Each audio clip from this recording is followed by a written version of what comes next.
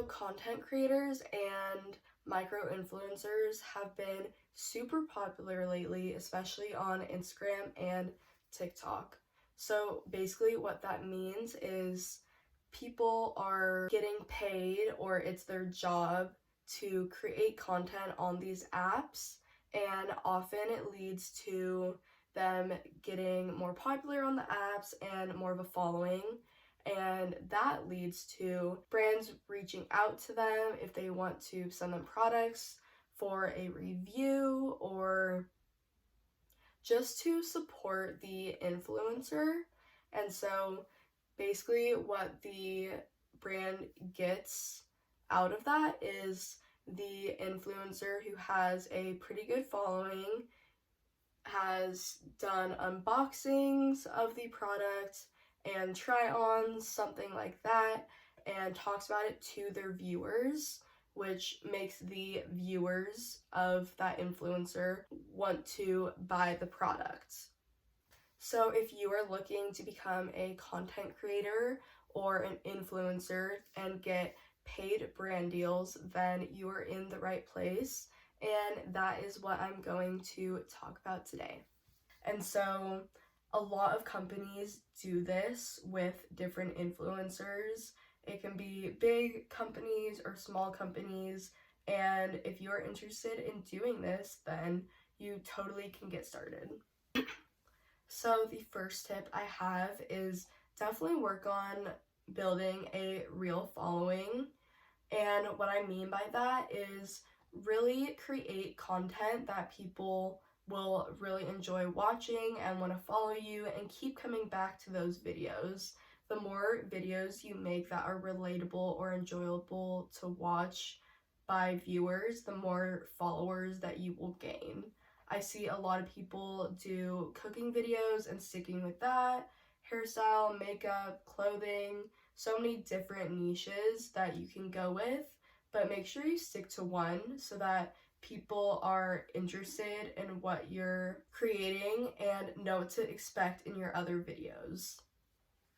If you don't have this following, then you most likely won't be seen by brands as a content creator slash influencer because you don't have the following that they are looking for in order for you to influence them to buy their product. So it's really important to gain that following, gain that trust of your viewers, and keep creating content that will make them want to come back for more. Because at the end of the day, these brands want to work with you because of your following and because they know that you will influence your viewers and that they will listen to you. That's ultimately what brands look for when they are searching for people to work with. And so if you can create that following, then you're more likely to land a brand deal or a collaboration with a company. So the difference between a big audience and a real audience is you don't need a big audience to have these brand deals. It's about having real followers that will take your opinions into consideration and hopefully buy the brand that you are talking about, because that's all the brand is looking for, is if they can get that return in their investment. And so having real followers that really engage with your posts or videos is super key to when you are trying to gain a following. It's not about the number, but it's about the engagement that you are receiving.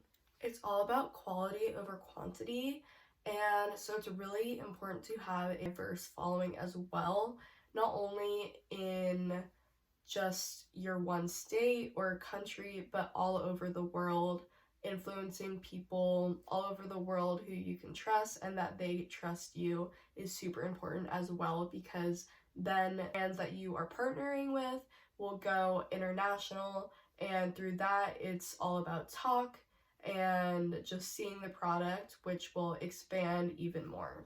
Obviously, you only want to do this if the product is eligible in other countries, And you can't regulate who follows you, but just make it clear when you have brand deals or sponsorships that this certain brand only ships to these countries, just so you don't get people's hopes up. Like I have mentioned before, finding your niche is super important because that will ultimately decipher what brand deals you are landing. If you are a cooking channel or cooking account and you want to partner up with a clothing brand, it doesn't really make any sense, and the brand probably will not want to sponsor you because your niche doesn't relate to their company at all. So if your niche is about fashion and you're partnering up with a clothing brand, then they are more likely to want to partner up with you because that actually makes sense and it fits your niche. And all of your followers obviously are interested in your niche and will be more likely to buy the product's brand as well. So if your niche matches up with who you are partnering up with, then you're almost guaranteed that your following will like the same product as well because they are your niche and they are following you for a reason. And this will allow you to leverage yourself a lot more with different types of brands and even better brands because they are looking for this demographic and they're looking for your niche. I definitely recommend, if you are a smaller influencer, like a micro influencer with not a lot of followers, then I definitely recommend to you to find your niche in a smaller group. So what I mean by this is if you are health and beauty, then don't cover every single thing in that category. Try and go down in your niche and find what you like to make videos or different content about the most, because that way it'll be easier to pitch your ideas to certain brands. So if you are all about health and beauty, but you are interested in skincare as well in that whole category, then I would focus just on skincare so that when you are partnering up with skincare brands, then they are more likely to partner up with you because that is your full niche. And this means that you are a perfect fit for their brand, and there really isn't a reason of why they should not partner up with you because your niche perfectly fits with what they are selling. A big tip is if you are personally reaching out to brands, then make sure you put in the stats and data of your viewers' engagement and how much they are enjoying the product, because in the end it's all about if they will buy the product based off of your content that you're creating. So the brand doesn't necessarily care about your input fully.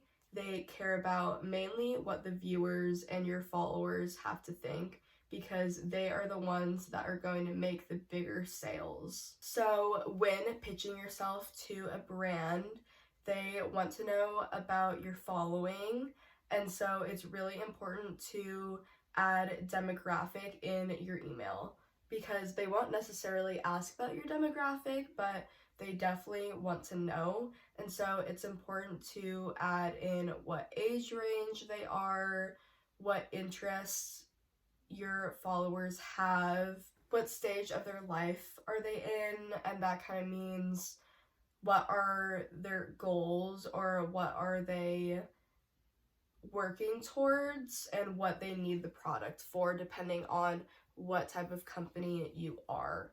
And so this is very important because the company will look at this and see your niche and see that both of these are a great fit for their brand.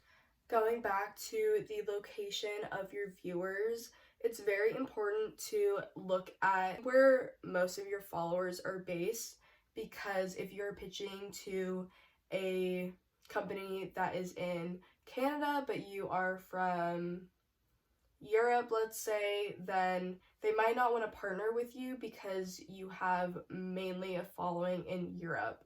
So just make sure you are pitching to brands that match up with your following. And the last tip for when you're pitching yourself to these brands is really adding in your email or call or whatever it is what you're going to add to the brand, how you are going to sell the brand, how you are going to make your followers love the brand just as much as you do, and you really want to influence them to trust you in how much effort you're going to put in to this brand deal. And I would say this is the most important step. And that is it for my video on how to get brand deals and how to start off as a influencer looking for paid brand deals.